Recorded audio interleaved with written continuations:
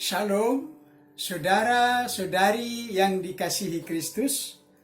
Jumpa kita pada kesempatan ini melalui renungan harian GKI Kuitang, Rabu 7 Juli 2021 bersama saya Pendeta Emeritus Arti Sembiring. Firman Tuhan kita renungkan pada kesempatan ini terambil dari 2 Korintus 12 ayat 7. Saya bacakan untuk kita demikian firman Tuhan ini. 2 Korintus 12 ayat 7. Dan supaya aku jangan meninggikan diri karena pernyataan yang luar biasa itu, maka aku diberi suatu duri di dalam dagingku, yaitu seorang utusan iblis untuk menggocoh aku, supaya aku jangan meninggikan diri. Demikianlah firman Tuhan ini. Berbahagialah kita yang mendengar firman Tuhan dan yang mengamalkannya dalam kehidupan sehari-hari.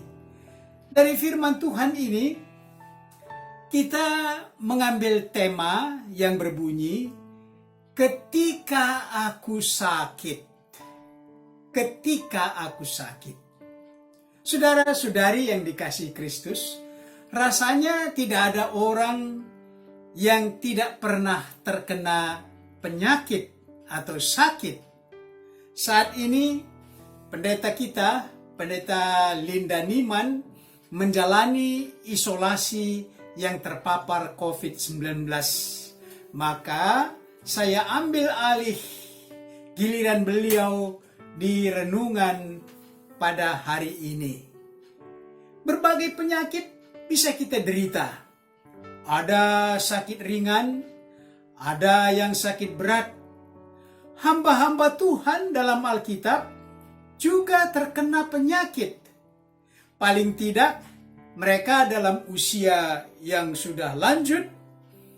Ada yang tidak bisa melihat, mungkin kena katarak, seperti Ishak, sampai tertipu oleh anaknya sendiri Yakub. Ada yang tidak mampu bangkit dari tempat tidurnya karena sudah usia tua, yaitu seperti Yakub di tanah Mesir, sudah tua sekali dia. Rasul Paulus cukup memberi perhatian untuk kesehatan. Timotius, anak kesayangannya, ketika sakit, dia memberi nasihat. Katanya kepada Timotius, janganlah lagi minum air saja, melainkan tambahkanlah sedikit anggur. Berhubung pencernaanmu terganggu dan tubuhmu sering lemah. Dalam 1 Timotius 5 ayat 23. Demikian pula Paulus pernah menyembuhkan seorang yang sakit demam dan terkena disentri, yaitu ayah dari Publius, seorang gubernur Pulau Malta. Dalam Kisah 28 ayat 8, waktu mereka mau ke Roma, pecah kapalnya dan terdampar di Pulau Malta. Dalam bacaan ini ternyata Rasul Paulus juga tidak terbebas dari penyakit. Penyakitnya cukup berat, yang disebutnya sebagai seorang utusan iblis yang menggocoh dia. Namun, yang menjadi perhatian kita pada kesempatan ini di sini, bagaimana Paulus menyikapi penderitaannya karena penyakitnya itu. Bagaimana dia menyikapi penyakit ini yang ada dalam dirinya. Paulus menyikapi penyakit yang dideritanya itu sebagai satu peringatan. agar dia jangan sekali-kali meninggikan diri, jangan sombong, karena dia sudah diperkenankan Allah menerima pernyataan-pernyataan yang spektakuler. Paulus sadar bahwa pernyataan spektakuler itu bukan untuk disombongkan, bukan untuk dimegahkan.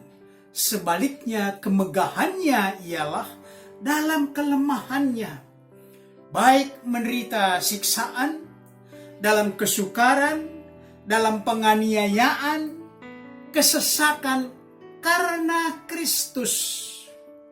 Dengan semua beban berat yang tidak menyenangkan itu, dia simpulkan, sebab jika aku lemah, maka aku kuat.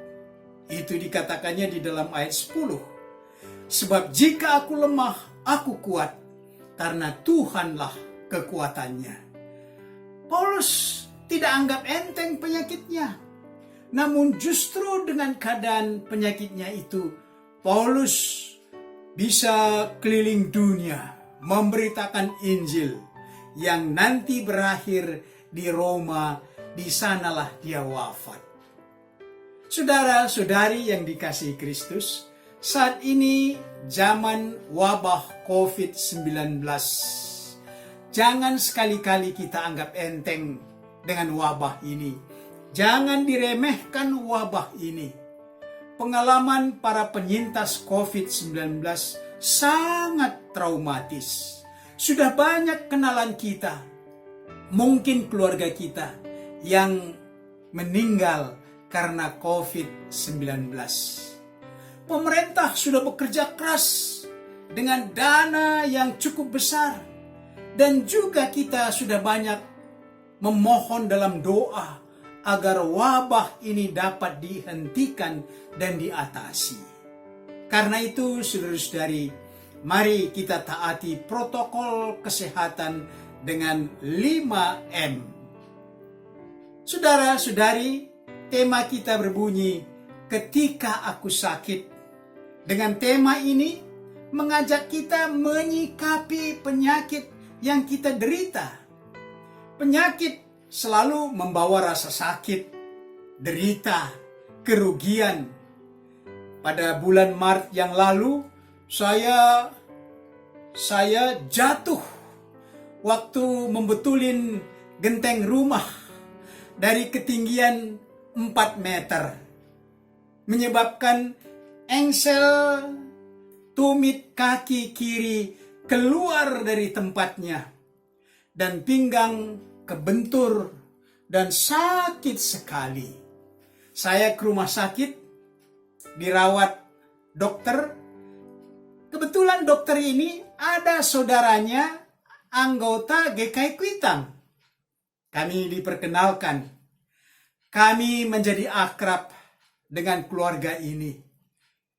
Tetapi dalam hati saya berkata, penyakit itu mempertemukan saya dengan seorang dokter yang pasti memberi perawatan yang terbaik kepada saya. Ada rasa syukur. Saya menyikapi musibah yang menimpa saya dengan membuat saya harus tinggal di rumah, berhenti jalan-jalan, dan tinggal di rumah itu sejalan dengan seruan stay at home untuk menghindari dari wabah COVID-19. Saya menyikapi sakit kaki yang terjadi itu sebagai ungkapan syukur. Saya boleh menerima sesuatu yang terbaik dari seorang dokter yang akhirnya kami berkenalan dengan baik. Sekarang kaki saya sudah baik, tetapi masih menunggu, pinggang masih sakit, dan saatnya nanti pasti akan pulih kembali. Mari saudara-saudari, kita aplikasikan tema yang berbunyi, ketika aku sakit, dengan pokok sebagai berikut. Pertama, bagaimana Anda menyikapi akibat wabah COVID-19 yang pasti merugikan Anda juga? merugikan masyarakat kita. Mungkin di bidang ekonomi, pekerjaan, mobilitas, ibadah, pendidikan, dan seterusnya. Bagaimana Anda menyikapi wabah ini? Yang kedua, ini saya mohon maaf kepada teman-teman yang sudah terinfeksi COVID. Bagaimana khususnya Anda yang sudah terkena infeksi COVID? Bagaimana Anda menyikapinya sebagai penderita COVID-19, baik yang sudah sembuh maupun yang masih dirawat saat ini? Bagaimana Anda menyikapi dengan terinfeksi COVID-19?